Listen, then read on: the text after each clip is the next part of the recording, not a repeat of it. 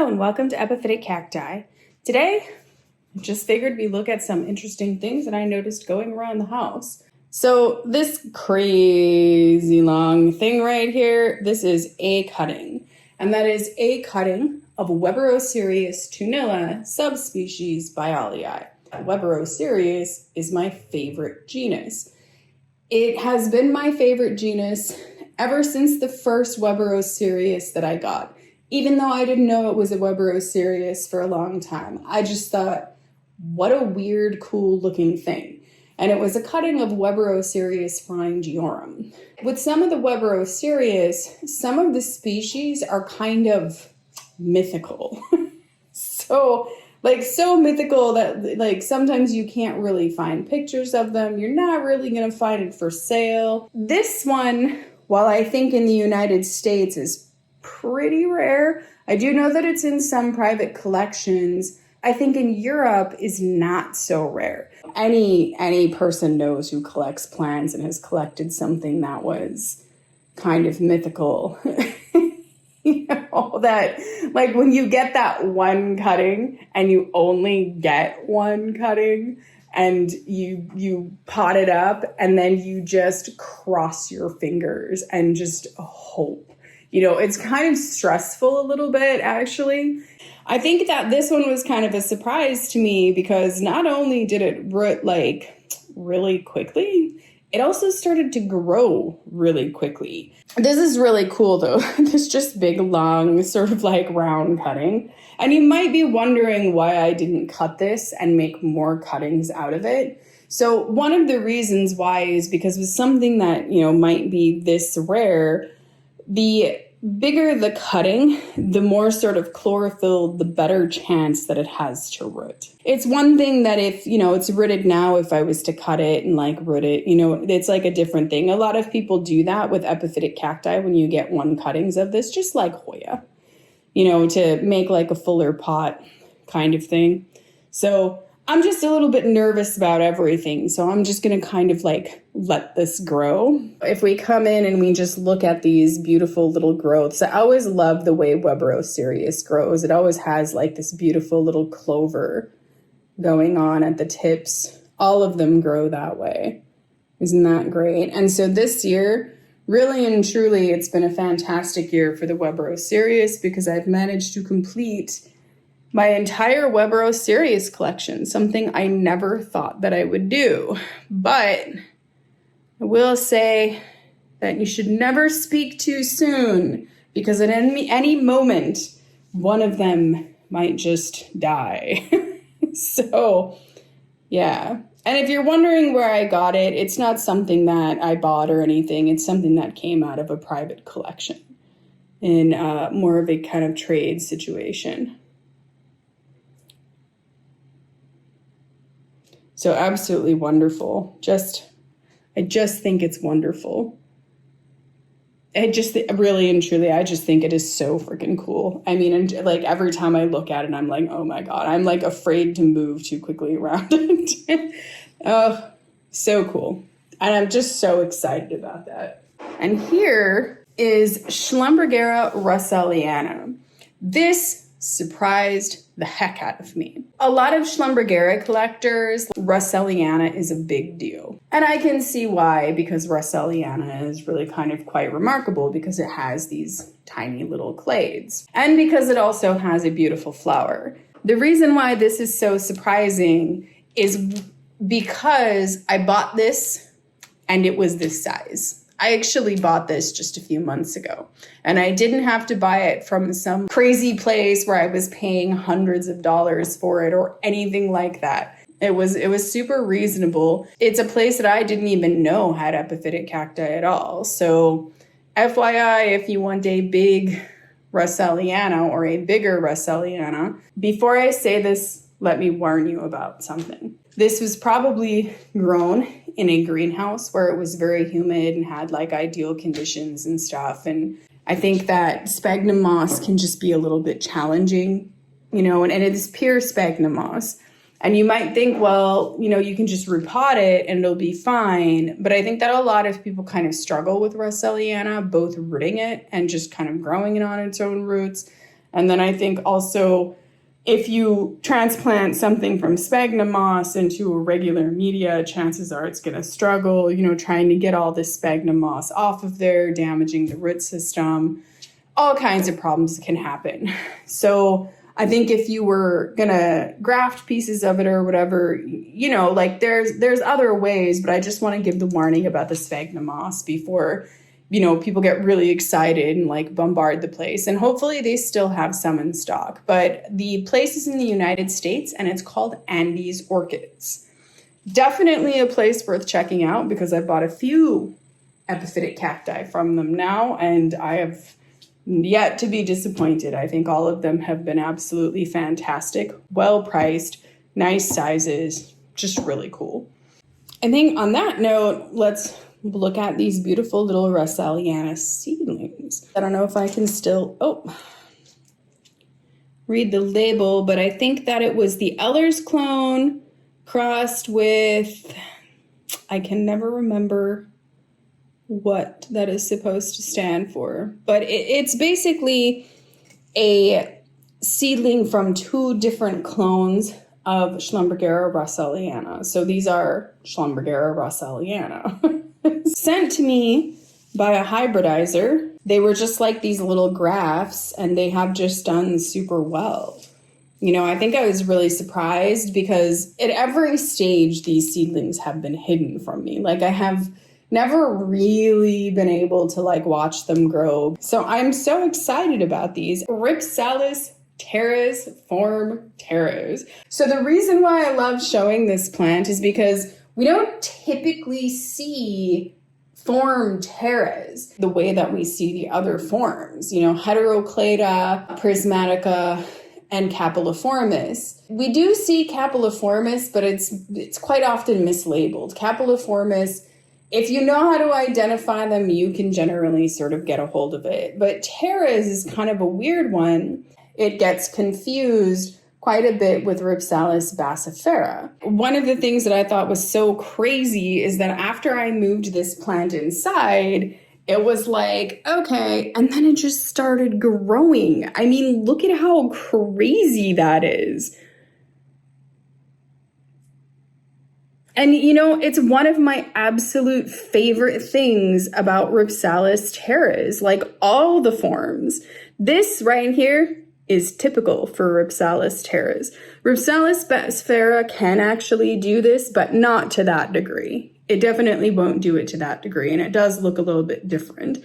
So I'm so excited to see this guy grow, really, and to see it like put on a display like that is just fantastic. Rhipsalis Teres is just one of the coolest Rhipsalis in terms of like just doing crazy things. So like the Rhipsalis Teres upstairs is just covered with buds, just growing. The Heteroclada upstairs has just got all kinds of new growth coming out on it.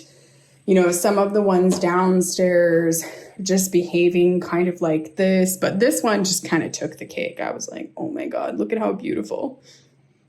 And speaking of Teres, this would be Rhipsalis Teres form Capilliformis. And the thing is that I have quite a few different clones of Rhipsalis Teres form Capilliformis. They all look slightly different. Typically, when you have a lot of forms, there is a lot of variability. And there will be a lot of variability from clone to clone.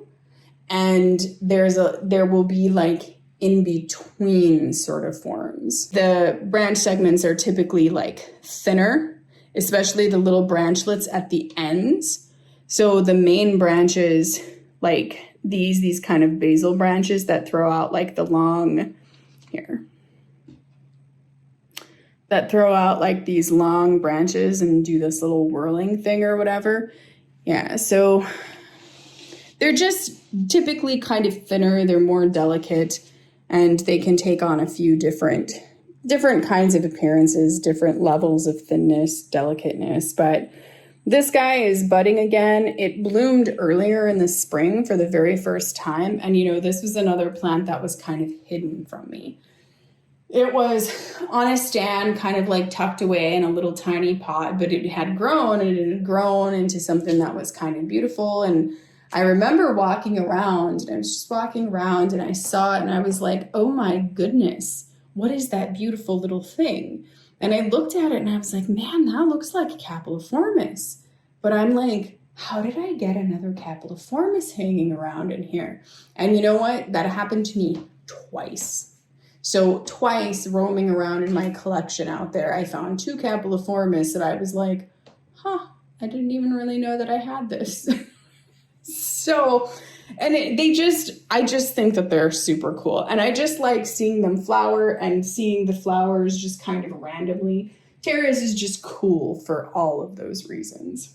And here we have somewhat of a, I guess, mythical Schlumbergera in the United States. Again, more common in other countries. And Schlumbergera as a genus, they're typically not quite as hard to get as some other genus. And I think that has to do a lot more with popularity. Collecting hybrids leads into eventually becoming a speciest.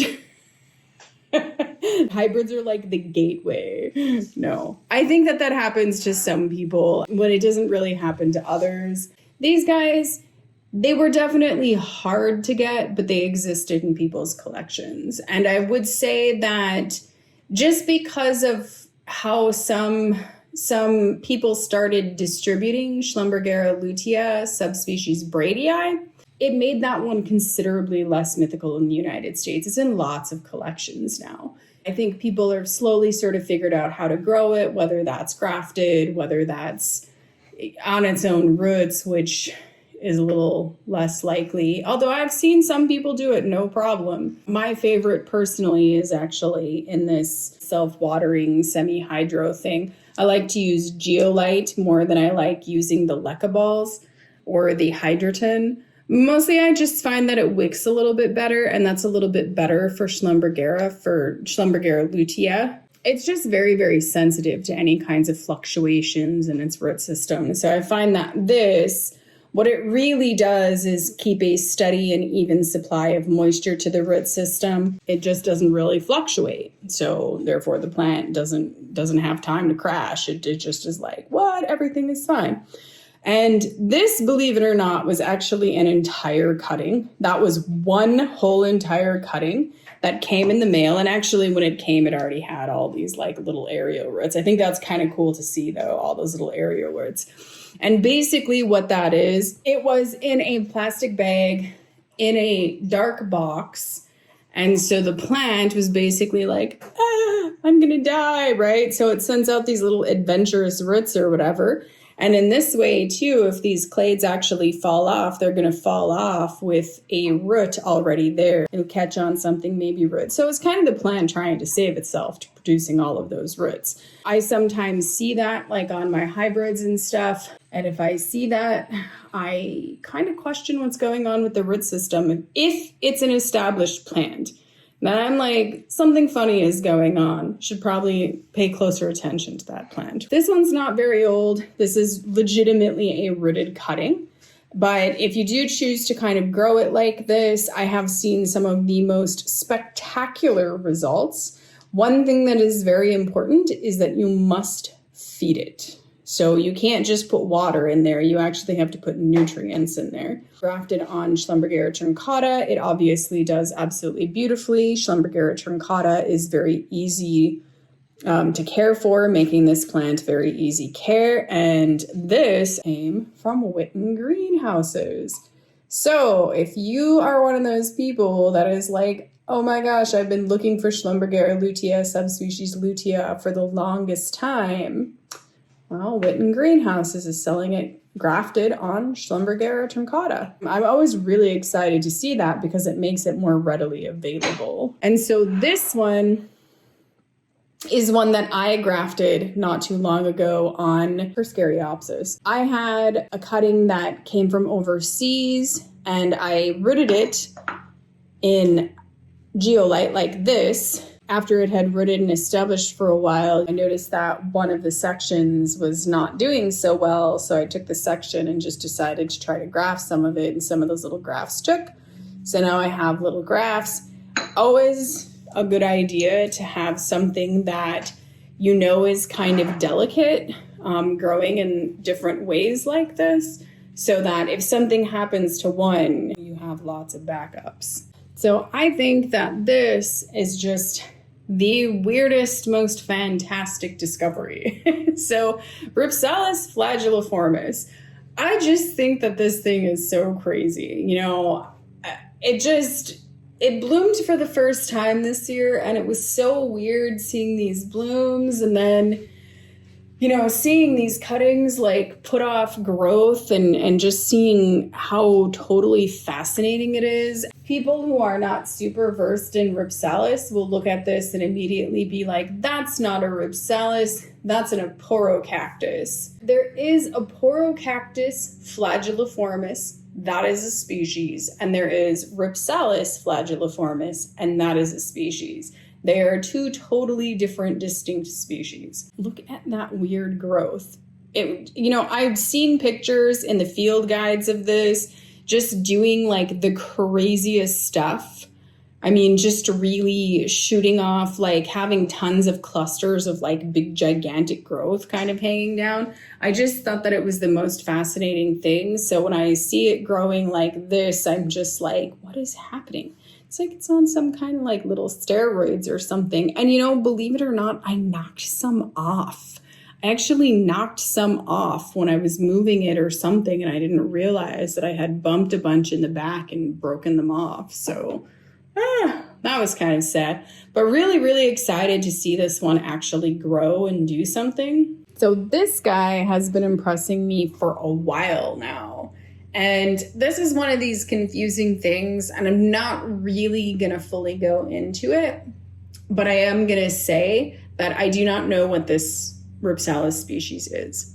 And I know that I probably have viewers being like, what do you mean? It's obviously this or it's obviously that. And I'm not totally going to get into it, but I don't know what this is. That's all I'm going to say. And I'm going to say that I'm not going to know anything about what this actually is until I do a lot more research and until I see the flowers. It hasn't bloomed because it's fairly new. I actually picked it up, I think, when I realized that I was very obviously missing some species in my collection. I started trying to find anything that I thought might be those species, and this is one of the plants that I picked up. And I know that's very mysterious, but I just don't want to get into it. So I think that all I really want to do is basically say, like, this plant is freaking amazing. It is growing and so much new growth on it. And it's so beautiful. I just think this plant is absolutely fabulous. I have always liked these species that get like the little, you know, the Flat-Clade ones that get like the ruffles. I just think they are so darn pretty. And this one growing the way that it is, it's just fantastic. It's just been like producing nothing but new growth. It's just growing beautifully. And I love this plant. I can't even stress enough how highly I think of this particular Rhipsalis. So I'm going to be really careful with this one. This is actually supposed to be Rhipsalis Pulchra. And thank you so much to the scriber who told me how that was pronounced. So I was always running around saying Rhipsalis Pulchra because I was like, I think that's how you say it. I got this cutting, I think probably like in the late spring or something. You know, I planted it. It did not root for a really long time. And then, you know, I always think that it's the most magical thing when you start cuttings outside and they're a little bit sad and they're a little bit desiccated. One day it just rains and you walk outside and all of a sudden it's nice and plump because it developed roots, it rained, it's now hydrated. I just think that's the most magical thing with Rhipsalis. I do. I think it's so fascinating how they just all of a sudden inflate one day. This is kind of one of those problems because in the United States, this is not a very common species. And sometimes I don't know why that is the case. I also do not think that this cutting is representative of how this species grows necessarily. So on a handful of occasions, I've been kind of confused because I know a lot of the descriptions say that Rhipsalis pulchra actually has indeterminate growth, which would make me believe that these should be very long. Now, trust me, this actually came with, it's got like a clone ID and everything. And this came from a person who I very strongly doubt has ever mislabeled a Rhipsalis in their lifetime. So I'm not like, that's not Rhipsalis pulchra at all. I just think that the cutting is maybe not that representative of the way that it was described. And because you rarely see pictures of it, I just don't quite know what the mature plant form actually looks like. I don't know how long these get essentially, but I think that they're supposed to get pretty long. Like, I actually think maybe this is supposed to, in a mature state, look a little bit more like Rhipsalis Puniceodiscus. I think that it was not growing outside, and I was actually a little bit concerned because I think in the fall here, it just started raining and raining and raining and raining and would not stop. And I was concerned because when I looked at the ends of these branches, I could see that it looked like they were really, really saturated. And I thought, oh my gosh, that thing is going to rot. I mean, it can be so darn stressful to like root something that is super not easy to get, right? Like it can be so freaking stressful. And so I was so worried about it, but then it kind of stopped raining and the sky looked okay. And I was like, okay, well, he's not rotting and he seems okay. Everything seems okay. Meanwhile, this was even more concerning. Two of the Rhipsalis flacosa that were rooting around this were like dropping branches, like just dropping them, because they were getting oversaturated. In my experience, Rhipsalis flacosa is one that will definitely it's definitely a little bit harder to root. It needs to be a little bit more dry just in general. And so I was just really worried, but it was weird because it never put on any growth outside. But when it was outside, I kind of looked at it and I was like, it looks like it's about to start doing something. I moved it inside for the winter, and then a few days after it had been moved inside, I went downstairs and wouldn't you know, there's a bunch of little nubbins. And so I'm so excited to frickin' see that. I'm just overjoyed. Seriously, I'm so frickin' happy. They're just these little tiny nubbins, but I'm like, oh, thank goodness it's doing something. Just stressful. You can see that. It actually everything about this actually looks like Rhipsalis flacosa to me right now, with one exception, the way that it's growing from this joint. So I don't know. Like I said, we'll see. We'll see how long these get. We'll see how it grows. And, hopefully it grows well. And we can find out what this quasi-mythical Rhipsalis actually looks like. I'm always kind of like, gosh, this thing is so unruly. So, Rhipsalis sulcata. This has been kind of a weird experience. This particular one here, that one came from Europe. It came in the late fall for me, and so I had no real choice but to try to root it indoors. And I just really struggle to root things indoors just in general. I think that what it is that it's very, very hard to sort of regulate the amount of water that's going on inside. There's kind of two classes of Rhipsalis, I would say. There's Rhipsalis that really, really like to be on the damp side, and Rhipsalis that really, really like to be on the dry side. And I find that when you don't know anything about a Rhipsalis, it can be a little bit challenging, especially one where it's pretty hard to tell because the branches aren't super thick or anything. So I struggled to root this one. It was just really problematic. Meanwhile, another one that I got from the United States, it did not struggle to root. It rooted like that. It rooted super fast, but what it didn't do was grow. This one, when I moved it outside this spring, it just bloomed and just kept blooming. So it was really interesting though, because it had this really bizarre long blooming period. It bloomed out there just one bloom at a time for months. And so I think I moved this because I think that what happened was that it had a few little new growths and a little worm ate some of them. And so I only had this little growth left. And so I moved it up onto my porch. And so now I just have that one branch growing there. But it's nice to see that it's growing, and it's nice to see that it's alive. So a second set of cuttings that I had got from the United States, not these, because the second set that I got did not make it. They rooted very quickly. I had shown those cuttings. And the thing about those cuttings, and I thought that maybe it was normal, although I've changed my mind about this, they were very pale, kind of a yellowish green. And I thought that because the Rhipsalis sulcata had been described generally as being olive green, the branches, I thought that that was maybe normal and just clone variation.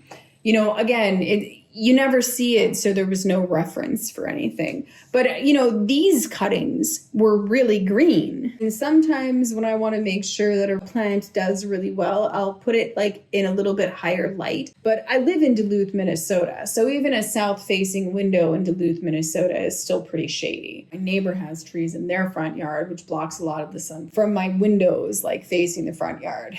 So I had put it in the windows, and it had quite a bit of sun going on. And I think that I didn't really check on it enough, and I realized that it was getting very, very chlorotic. And so it was never growing. It actually never produced any growth. And then I moved it into less light, hoping that it would kind of come back. And then when I moved it outside in the spring, it just never came back. It just kept getting more and more and more chlorotic. So even though it rooted, it was kind of problematic. And I realized eventually that the big thing that was wrong is the initial color of the cuttings meant that it was probably already chlorotic.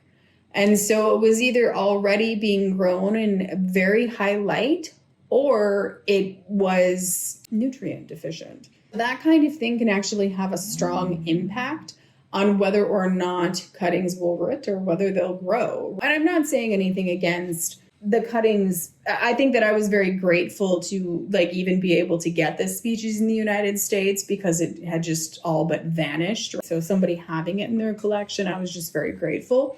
And different people grow their plants in different ways. So sometimes when you get cuttings, you don't like how they look, or you don't like what's going on with them, you can get them from somewhere else. I do that all the time. Like sometimes I buy stuff from someone and I'm like, this is just not something that's going to work for me. Or I buy cuttings or plants from like a specific resource or whatever, and all of them do terribly. So like sometimes I just will not continue down that path with something like that. But when it comes to something like this, because there wasn't anywhere else to get it, you really didn't have much of a choice. I ended up buying cuttings again. This time, I just treated this a little bit differently. So it was a little bit of a learning experience, understanding that they were already suffering from some kind of chlorosis. What I did was I actually started the cuttings, but I kept this whole thing in like a very serious amount of shade. These never got any kind of direct sunlight.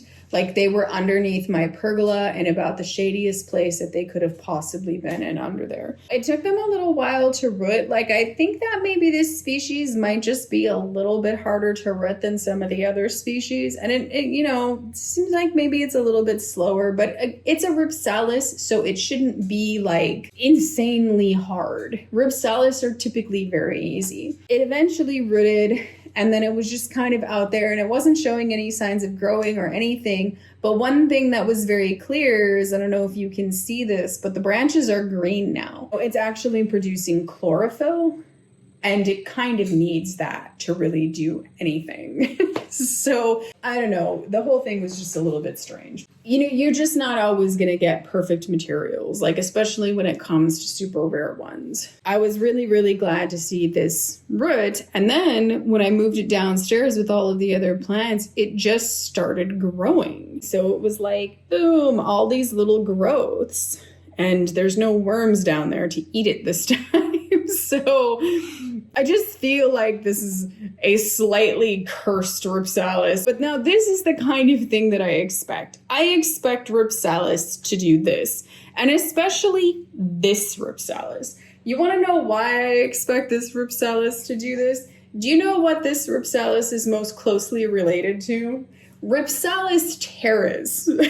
So this thing should be able to grow like a maniac. It shouldn't be on a struggle bus ever. But I'm super happy to see it doing something. I'm super happy to see it growing. And even weirder is just like the other one, it's got little buds that it's forming. I've never, I shouldn't say I've never, because yes, I have. There is one other plant that we looked at that I said does this. It just kind of is like an ever-blooming kind of thing. And that would be Rhipsalis teres. I've not had that experience with form Heteroclada, but I've had that experience with Capilliformis and Prismatica. So this guy is just always freaking me out. This was really new to my collection in this spring. I was kind of nervous about it because I had heard that it was really hard to grow. And so still kind of nervous about it, especially because my first experience with cuttings. And I'm always kind of like, is it gonna die? Like, I'm always waiting for it to start dying. But so far, it just seems like it just wants to grow. I feel like this is just the most fascinating Rhipsalis. It just is so weird. Like the way that it just grows and grows and grows, these long, skinny, and the way that they are, see how they hang down like this? Because they're very thin and pliable. It just is so freaking cool. They're like these little umbrellas of growth, and it just, I don't even know. And it's so pretty. I mean, look at that big weird cluster there. And then we've got whatever this is. I always love it when I what even is this weird alien thing, right? I mean, I genuinely think is absolutely beautiful. And I just love how the new growth is always kind of this weird neon green. I mean, that dang near looks like it's glowing in the dark. And it just keeps doing whatever weird thing that it's doing. It's truly, I'm like, what an amazing species. I do see a little tiny bit of the blackening, a little tiny bit of dieback on the tips of these sometimes, but it's not super crazy. And I think that the one thing that I have definitely kind of learned and noticed about this species, and I think I had kind of hit on it, is that it definitely likes to be a little bit on the damp side. It seems to kind of like a lot of humidity, really. And so I think I was worried about it coming inside and basically tanking. But so far, it just seems to be doing okay, and cross my fingers that it stays that way over the winter. Thank goodness my basement is a little more like a greenhouse than anything else. So, and this one, absolutely, I was never going to grow it anywhere else. As much as I would love to keep this in my bedroom, I may attempt that at some time. Not with this one. But I mean, I might actually start some younglings or something and try to keep them in different places in the house. I'll do that sometimes with plants that I just really enjoy. And this is a plant that I am just enjoying. I can't imagine ever not enjoying this plant unless it starts to die. It's such an enjoyable species. Absolutely wonderful. You know what? I don't even think I said what it is. It's Rhipsalis aurea. I was just like, it's fantastic.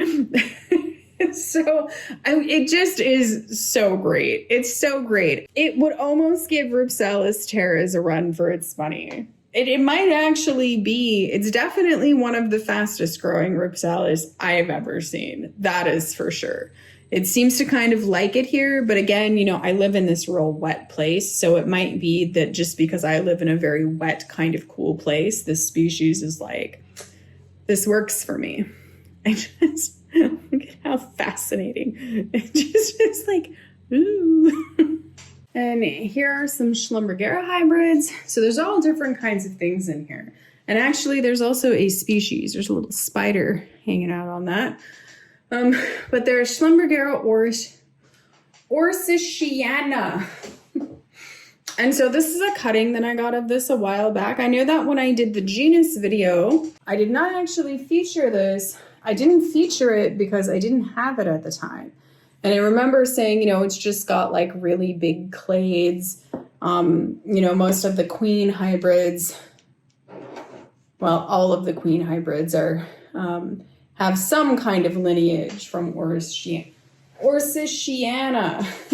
So this is not the first time that this is budded. And actually it was kind of surprising because when I got this, I also probably got it at not an ideal time for rooting, probably sometime in the late fall or something, or like, I don't quite remember when I got it actually. Well, that's not the right date for that. That's something else. I do remember struggling to get it to root and it having some issues. So I think it was downstairs. I was trying to root it. I was kind of struggling with it. I brought it upstairs and I used a cloche so that I could keep an eye on it. And I highly recommend that if you have some kind of a Schlumbergera that you are struggling to root, a cloche definitely helps out with that. So it actually rooted very quickly. In the cloche, you could actually see the roots forming, which was also fun. It plumped up, and then it, to my surprise, it started developing a bud. And the bud was, it was kind of weird because it was in the cloche, so it was a little Beauty and the Beast-ish. So only it was a Schlumbergera. So what ended up happening was that the bud got really quite large, not as large as this, but quite large. And then I moved it outside because the spring came. So it went outside and then the bud eventually just fell off. So it didn't make it. So that was a huge bummer.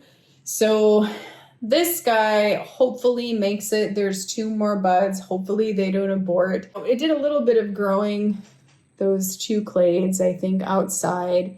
So it did a little bit of growing, not a lot of growing, but we'll see. I'm pretty excited about that.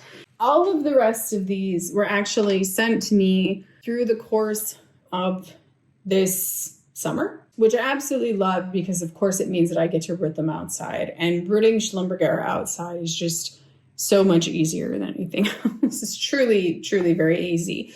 But Schlumbergera also are so freaking rewarding in a way because unlike a lot of epiphytic cacti species, you don't really have to wait too long to see their flowers typically. And so a lot of these hybrids are really spectacular. Every single last one of these hybrids is by the hybridizer Rudd Tropper. So these are all his hybrids. And so some of these are queens, some of them are double flowered, some of them are more like your Biolleyi type hybrids. I mean, just absolutely, or your Russelliana type. I know some people don't like to use that Biolleyi term because they want to use it for the original like Biolleyi hybrid. I always call them Biolleyi types, but Russelliana types. So, you know, your quote unquote true Christmas cactus types. So like this, look at that little fantastic dude. Isn't that just fantastic? I love seeing Schlumbergera do stuff like that. So this was like a 2-clade cutting. And you can see all of the new clades. I mean, of a 2-clade cutting, there's 1, 2, 3, 4, 5, 6, 7, 8, 9, 10, 11, 12, 13, 14. There are 14 new clades from a 2-clade cutting after rooting outside and just starting to grow through the summer and going into the fall. That is freaking crazy. Not all Schlumbergera grow like that, but apparently this one is like having a moment. And so this one is Yellow Dwarf. Just I mean, how fantastic is that? That's so fantastic. And so that one's not actually budding, and some of them aren't budding, and, you know, some of them just grow slower, and that is natural. Like, this guy seems to be pretty slow. Like, that guy is only produced, it looks like he's only produced maybe one clade, and that's this clade. Maybe it doesn't really like too bright of light, but this one is pink petticoats. You can go to Schlumbergera.net and you can look these up. Like, they're basically knock your socks off kind of hybrids. I think I was like, oh my goodness. And you know, the even crazier thing is where these came from. It was actually a little bit of surprise because it was directed towards this channel. So it wasn't really directed towards me. And one of the interesting things is hopefully I can get these to grow. And as I get them to grow, I'm going to try to start cuttings of them and try to help distribute them in the United States. So that is kind of the goal here with these. And it was actually the request. So here's one that didn't really grow at all. Instead, this one was like, I will just produce a bud. So a lot of these are kind of budding. And again, that's just a rewarding thing about Schlumbergera. You know, the ones that are budding, that are trying to produce buds, probably have truncata or Russelliana in their lineage. Two-clade cutting and has produced these beautiful, nice, beautiful, large, healthy, gorgeous clades. This one is Double Delight. I always like to see Schlumbergera that just look beautiful like this. Like beautiful, healthy, especially after my psychoness with the, this one is Isabella Maria. My psychoness this last season with the spider mites. That is one of the most horrible experiences. Spider mites suck. Just so beautiful. This one is Crown Sovereign. So this is very obviously a queen. You know, you can always tell the queens because they have that kind of, I don't know, like fantasy sort of clades. You know, they're kind of different, a little wavy. You know, there's just something different about them. So you can see there's buds there. And then you can see what is interesting is this interesting split that's right here. I don't know, you can't get it to focus. That interesting little split that's right there. I'm guessing that is from getting too much water and splitting. So you see that a lot of times with desert cacti. I've seen it a handful of times with epiphytic cacti. So it's not impossible that they can get so much water. Again, it was raining and raining and raining and raining. This one right here, I was so worried about. It was giving me some problems, man.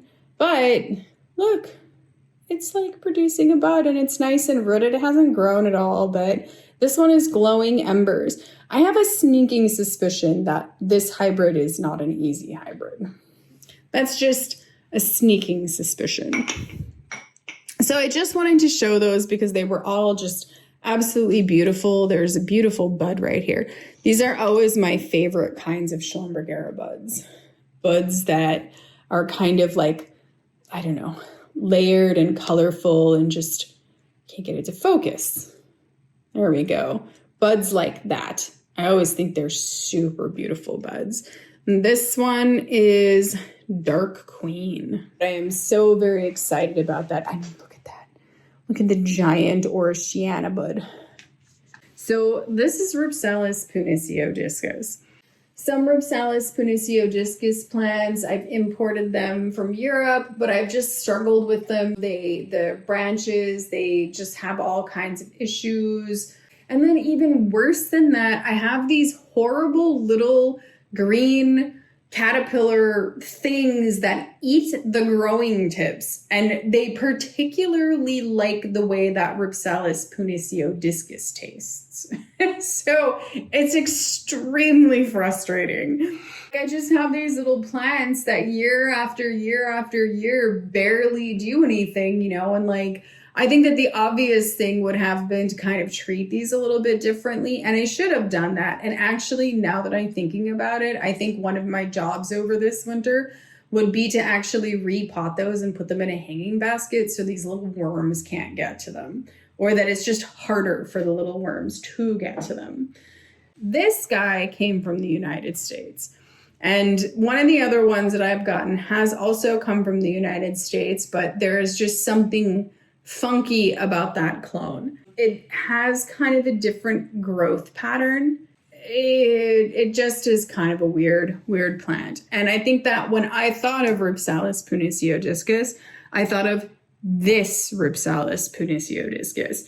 You know, the one that gets very, very long, beautiful, elegant branches, you know, that just keep getting very long. It has like this indeterminate growth. So these can just get like super long. And see how flexible this is? It's very, very flexible. And so it just makes for an absolutely gorgeous, elegant plant. But I couldn't find this anywhere. It's very, very hard plant to get in the United States. I think that this is all over widely available in Europe. Most of the pictures that I see in Europe of a Rhipsalis called Rhipsalis Heidelberg, and it's got those, you know, special quotes around it, the fancy naming, are just the species Rhipsalis Puniceodiscus. I don't think that I've ever seen one of those Rhipsalis Heidelbergs that actually grew in a way that indicated to me that it was anything other than Rhipsalis Puniceodiscus. I'm just really excited about this, especially after just working so darn hard to try to get my hands on it. Getting like these other clones that just are kind of weird and don't quite they have the right flowers. They don't have the right growth pattern. I just wanted that long, beautiful plant that looked like green hair, you know. And you can see it's just doing a lot of growing. And this should be a trademark of this plant. Like this plant, it should be a very active growing plant. It should grow very well.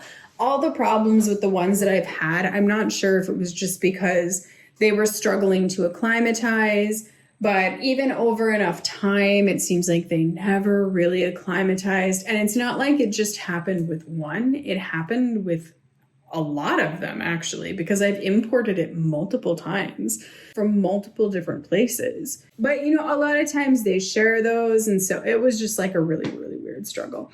So it was really nice to get it from the United States. And if you're wondering where I got this from, because I'm sure that quite a few people are like, I've been looking for that plant for forever, just like I was. It came from Horticult LLC. You can go to horticult.com. And she sells on that website. Now, disclaimer, a lot of the plants there are not actually labeled correctly. And that is no surprise. That's everywhere. Rhipsalis Puniceodiscus is, though. Sometimes she sells these like little tiny plantlets. And that's how I got this. I think I bought 2 like little tiny plants. And so there's one on each side here. I don't know if we can pick this up. So there was one little plant here and then one little plant here. So that is one option for trying to get this. Another option is that sometimes she sells a big hanging basket, but I think that's considerably harder to catch. Growing a lot, it's growing really well. And this is just the kind of thing that I would expect of Rhipsalis Puniceodiscus. I wouldn't expect it to be such a struggle. I always love it when the new growth loops like that. It's really funny. It'll be like that for a little while and then it will just kind of pop out. Just love how flexible it is too. I just think that's so cool. So the last one that we're going to look at is Rhipsalis Ormindoi. So this again, sometimes I'm so confused, you know, sometimes like Rhipsalis Ormindoi is pretty rare in cultivation in the United States. I think it's more common in Europe. I don't know. I don't know if there's just not enough Rhipsalis collectors. Like, I have no idea what's going on with that. It's not commercially available. You would have a really tough time finding it from like any of your Etsy's or eBay's or anything like that. Typically, I don't see it anywhere. I've actually never seen it for sale in the United States. I feel like it's something that's only going to come out of trade, out of private collections type of Rhipsalis. It's the kind of thing where you're probably going to have to go to some forum or like Facebook and do like an in search of, and might be kind of hit or miss to get it. It's a shame too. Knock on wood, so far this doesn't seem to be a real challenging species to grow. It grows maybe a little bit slower, but you know, not like by much. I think that this cutting right here, I didn't get this past year. I actually got it the year before that. And this cutting, I think I probably got this year. It's closely related to your Rhipsalis campospotoana, your Rhipsalis burchelli, your Rhipsalis jungeri. If we remove Rhipsalis jungeri out of the equation, Rhipsalis burchelli and Rhipsalis campospotoana are very easy to grow. And so this guy will have those little white bell-like flowers, just like the other ones do. I think that the only real difference, I mean, there's more differences, but I think that one of the main differences that I see in terms of morphology here is that these clades, they actually kind of are a little bit clavata-ish. So the shape of the clades, like they kind of club just a little bit, so they're a little bit wider at the ends. There, I don't know, here you can see it's just a little tiny bit wider at the ends typically. Interesting too, because it's actually super delicate, elegant plant. So it's just kind of a weird shame that it's not more in cultivation. Maybe it doesn't really bloom as readily as the other ones do. I don't know what the deal is with that. Really, I'm kind of confused about it. You can see the new growth here. It's got like new growth there. It's got a new growth there. It's got new little growth coming from the ends there. Here as well, you can see the growth kind of coming out and maturing out of the ends. And my favorite thing was when I saw it decide to, throw out the big long growth. So this one just recently started doing this. And then this one, this guy produced this long growth. Rhipsalis burchelli and Rhipsalis campospotoana will do the exact same thing. Like they'll produce a big long thing like this and start doing whatever out of the ends. Typically, it seems like the clades are just a little bit thicker just in general.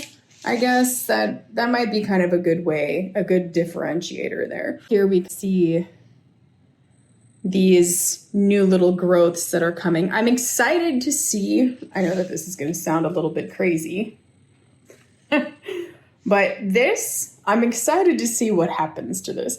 I always find it super fascinating when one of the Rhipsalis just grows something weird like this. I'm like, what's it gonna do? Like, what's it gonna be? What is the morphology of this plant actually gonna look like? I've seen pictures of Rhipsalis ormindoi. Like you can find pictures if you search for it on Facebook or if you look in the field guides, but it's not quite the same thing as experiencing it from cutting especially.